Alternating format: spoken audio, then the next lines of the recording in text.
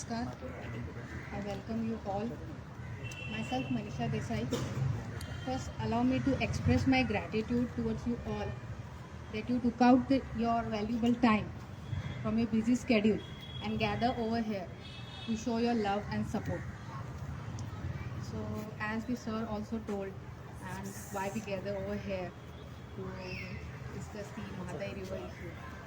And being Goan, being a part of Goan, you know that Mahadai River is a very sorry, Mahadai River is very important and it's the biggest water supply of Goan. It provides the most uh, the most of the potent water supply is provided by our Mahadai River. Now we know that the River diversion, this has become a fierce topic between the Karnataka and Maharashtra government. So we all know that Mahadai, we know this is it's called a lifeline of the Goans, and it fulfill not only the basic requirements of our Goan, but also most of the ecotourism is also depend upon it. So if the fresh water of the Mahadai gets diverted, then its salinity will increase, or we can say the salt content, not only of the Mahadai river but also the Zawari river as well, which will create a very bad impact on our entire ecosystem. We should keep this thing in our mind. And now, if we talk about the Karnataka region, so as these battles going on the Karnataka and Maharashtra government, so I'm personally belong from Atne Talukas, like I can say, because I know the personal situation. My ancestors, can say my grandfathers, belong to agriculture background. So I know the Krishna River. We all know the Krishna River is the biggest water supply over there, and it fulfills, we can say, the 100% water supply over there for agriculture irrigation. So as far as I know, there is no like water scarcity and this thing. And what happens whenever we face flood situation, most of the crop will get damaged. So it's a, like kind of a mental, financial, huge loss, not to the entire farmer's family, but it's also you can say it's a burden on Karnataka government itself. They should keep this thing in mind because they have to pay compensation for the crop loss, you can say, or the farmer's family. How much compensation? You know? So see, there is no compensation for the loss of hard work of the entire year, whatever the farmer's family is doing. So it's like if you are merely paying 20,000 to 25,000 bucks, so आप पूरे साल की जो नुकसान भरपाई है वो भर देंगे क्या? No. जर जे वर्षभर जे आपले जे शेतकरी लोक आहेत, they are working so hard and with the आपण म्हणू शकतो एक्स्ट्रा वॉटर जे क्रॉप डॅमेज होत आहे त्याची भरपाई कोण देणार? If a student is studying very hardly over the entire year and for some unfortunate reason be able to give the exam, only he knows. So आप वो नुकसान भरपाई नहीं भर सकते just by mere giving some bucks. Now we spoke about Atni Taluka. Now we are moving to Belgaum district. I am personally from Belgaum. Neha madam is from Belgaum. So in Belgaum district, we know the water supply, the population they will get from Rakaskop and Hitkal dam. Apart from this, they'll also get the water supply for taps and borewells. In fact, in past recent years, Karnataka government, they have installed big water storage capacity of 1,000 liters to fulfill the basic requirements of people so that they can fetch the water according to the requirements and they'll not face the problem of water shortage problem we can say. And in fact, I noticed whenever I visited Belgaum, they have installed purifiers also, water purifiers at so many places to fulfill the drinking water problems to the people. And they are providing drinking water, pure drinking water at a very portable rate of very affordable rate of ₹1 per liter, which is very affordable. ₹1 1 liter पाणी म्हणजे काहीच नाही. It is very affordable. Any person can afford, be it worker class, middle class or high class. And we should appreciate this initiative of Karnataka government. Kudos to the Karnataka government. But now the question arises is, when the government is taking so many initiatives to fulfill the requirements of people about the drinking water facility or the water facilities, they are using so many innovative techniques, then how can you say that there is a water shortage? Why putting so much pressure and why creating so much politics over Mahadai River? So this is the main question, or this is the thing now we have to think, because as a part of Goa, we know because Goa is a tourist city and most of the Goa's revenue is generated by its beautiful nature. Nature is not just to enjoy, but we have to preserve it, we have to maintain it. For maintain it, we have to take initiatives, we have to take steps. So now I will not go very deeper into this. I'll call Neha ma'am to please join me on the stage and share some useful information regarding this. Thank you all of you. सगळ्यांना माझा नमस्कार. मी Neha Shailesh Gawas. I am from old Goa. मी एक social worker आहे and मी बेळगावची सुद्धा आहे. सो आज आम्ही इथे कशाला जमलो आहे सगळ्यांना माहिती आहे. आम्ही आज इथे आहोत कशासाठी, तर म्हादाई नदीसाठी. आता या म्हादाई नदीबद्दल कितक्या लोकांना पूर्ण माहिती आहे मला माहीत नाही, पण जेव्हा आमचे जे देशाचे गृहमंत्री आहेत अमित शाह, त्यांनी जो स्टेटमेंट दिला आणि जेव्हा एकच खळबळ उडाली गोव्यात, तर ऑलमोस्ट सगळ्या लोकांना हे पटलेलंच नाही आहे गोव्याच्या. तसंच मलासुद्धा पटलेलं नाही आहे, कारण काही गोष्टी ज्या त्यांनी सांगितल्या त्या कुठेही त्यांच्या शब्दांना साजेशा नाही आहेत, किंवा आम्ही सोप्या शब्दात सांगू तर खऱ्या नाही आहेत. ठीक आहे, तर सुरुवातीला मी थोडं मागे जाते आणि ही जी म्हादाई नदीची इश्यू आहे त्यावर थोडी हिस्ट्री त्याच्याबद्दल थोडी जाणून घेऊया. तर हा वाद गेले 30 वर्षापेक्षा जास्त सुरू आहे. 30 वर्ष होऊन गेले, उलटून गेले, तरी यावर काही तोडगा अजून निघालेला नाही आहे. तर या वादाची सुरुवात तुम्हाला माहिती आहे 1980 पासून हा वाद सुरू झाला.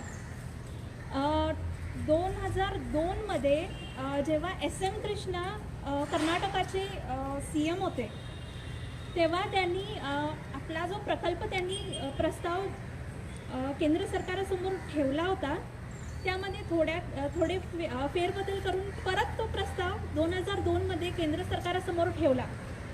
तेव्हा आमचे गोव्याचे जे चीफ मिनिस्टर तेव्हा होते दिवंगत मनोहरभाई पर्रीकर, त्यांनी यावर ऑब्जेक्शन आणला. त्यांनी आपला आक्षेप तिथं नोंदवला आणि सांगितलं की एक समिती स्थापित करा जी या विषयावर काही ना काही तोडगा काढू शकते. तर हा जो 2002 मधला प्रस्ताव आहे समिती स्थापन करण्याचा, तो प्रस्ताव 8 वर्षानंतर मंजूर झाला आणि 2010 मध्ये म्हादाई वॉटर डिस्प्यूट ट्रिब्युनल ही समिती स्थापित झाली. 8 वर्ष लागले एक समिती स्थापन व्हायला. त्यानंतर 2018 मध्ये या समितीने न्यायाप्रमाणे पाणी वाटप जाहीर केलं सुद्धा. पण ते जेव्हा हे पाणी वाटप जाहीर झालं तेव्हा सुद्धा हे जे कर्नाटक राज्य सरकार आहे त्यांनी आपली मनमानी सुरूच ठेवली आणि आपल्या प्रकल्पावर त्यांनी काम सुरूच ठेवलं. आणि त्यासाठी मग गोवा सरकाराला सुप्रीम कोर्टमध्ये धाव घ्यावी लागली आणि स्पेशल लीव्ह पिटिशन दाखल करावी लागली. गोवा सरकार जे आहे ते न्यायाप्रमाणे आपली जी कार्यनीती आहे ती पुढे चालू ठेवत त्यांनी न्यायालयासमोरच न्यायाची अपेक्षा केली. पण कर्नाटक राज्याने कसल्याही कुठल्याही न्यायाला न जुमानता, कुठल्याही न्यायाबद्दल आदर न ठेवता आपला मनमानी कारभार चालूच ठेवला. आणि याचा परिणाम असा आहे की त्यांचं जे प्रकल्प आहे ते सुरूच आहे. आता ही माहिती झाली पूर्वीची. आता नवीन माहिती सांगते. सगळ्यांना एक विनंती आहे, 19 जानेवारी 2023चा टाइम्स ऑफ इंडियाचा न्यूजपेपर सगळ्यांनी वाचावा. त्यामध्ये एक आर्टिकल दिलेलं आहे, त्यामध्ये पूर्ण माहिती दिलेली आहे की सध्या आपल्या महादाई नदीची परिस्थिती काय आहे. त्यात त्यांनी पूर्ण व्यवस्थितपणे सांगितलेलं आहे त्यामध्ये की कसं आम्ही सगळ्या बाजूनी पाण्यासाठी अडवलं गेलो आहे. तर प्लीज नक्की ती माहिती वाचा, कारण याचा परिणाम काय आहे की कर्नाटका तर महादाई नदी वळवतो म्हणूनच बसले आपल्याकडे. त्याचबरोबर महाराष्ट्र राज्यसुद्धा कमी नाही आहे. महाराष्ट्र राज्यसुद्धा आपला मनमानी कारभार सुरू त्यांनी सुद्धा ठेवला आहे. जे विर्डी डॅम आहे त्याचं कन्स्ट्रक्शन ते सुरूच ठेवलं आहे त्यांनी, गोवा सरकाराला अंधारात ठेवून. आणि जवळपास 80% त्यांचं काम पूर्ण झालं आहे. आणि जेव्हा हे डॅम पूर्ण होईल, जितके पेडणेकार आहेत त्यांना पाण्यासाठी रडावं लागेल, कारण तिथून पाणी येणं कम्प्लिटली बंद होणार आहे. तुम्ही हा जो विषय मांडताय, विर्डीचा इतिहास माहिती आहे का तुम्हाला? मुळातच विर्डीचं काम मागचे 5 वर्ष बंद आहे. पेडणे तालुक्याला जे पाणी येते ते तिलारी नदीतून येते, जो उजवा आणि डावा कॅनल आहे. बरोबर. आणि तिलारीचा म्हणजे बारदेश तालुका, पेडणे तालुका, चांदेल तालुका. तुम्ही म्हणता अंधारात ठेवले, कुठचीही गोष्ट अंधारात नाहीये. मी महाराष्ट्रीयन आहे, मी प्राऊडली सांगतोय विर्डीचं काम बंद आहे. 5 वर्ष झाली, कोणालाही अंधारात नाही. दुसरी गोष्ट, विर्डीचा जो वर्ण फ्लो येतो विर्डीला, तो कर्नाटक सरकारने बंद केलेला आहे, महाराष्ट्र सरकारने बंद नाही केलाय. आधी इतिहास तुम्ही पूर्ण वाचा, इतिहासाची नोंद घ्या. अर्धवट माहितीने तुम्ही हे करू नका. कोणतीही ज्यावेळी तुम्ही प्लॅटफॉर्मवर नाही प्रतिवाद नाही ही आज सगळं लाईव्ह आहे. महाराष्ट्र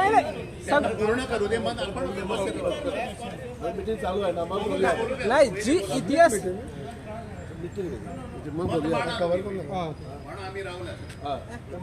आता ओके, तुम्हाला जे सांगायचं तुम्ही नंतर सांगा, पण माझ्याकडे जी माहिती आहे, मी जे वाचले ते मी तुम्हाला सांगते.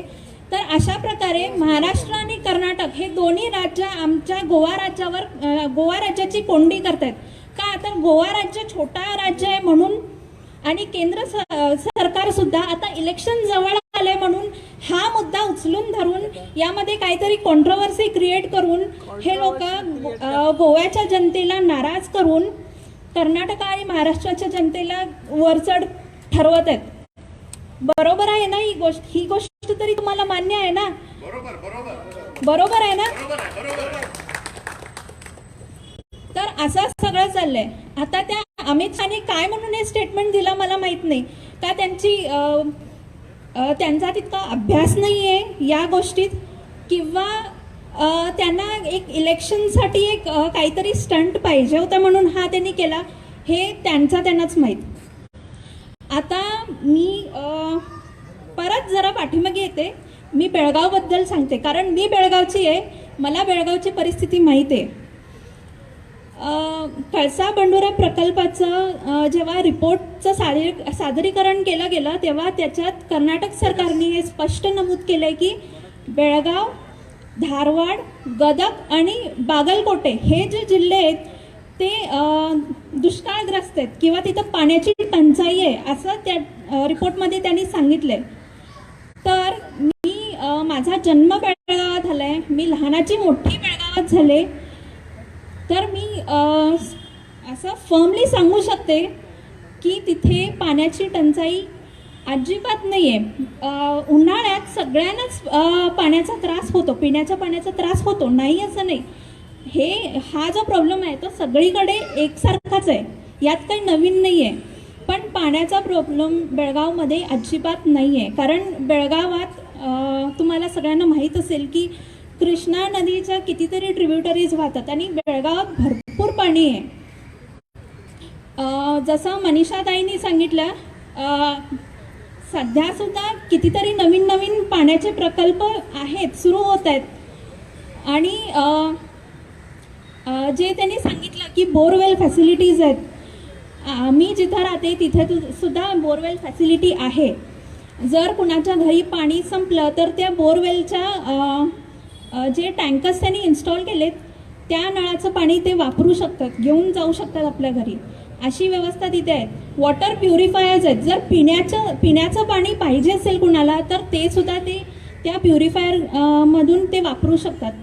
अशी जेव्हा व्यवस्था केलेली आहे बेळगावात, तर बेळगावात पाणी कमी कसं. आणि तुम्ही दरवर्षी बघत असाल जे खानापूर तालुका आहे तिथून मलप्रभा नदी वाहते, बरोबर.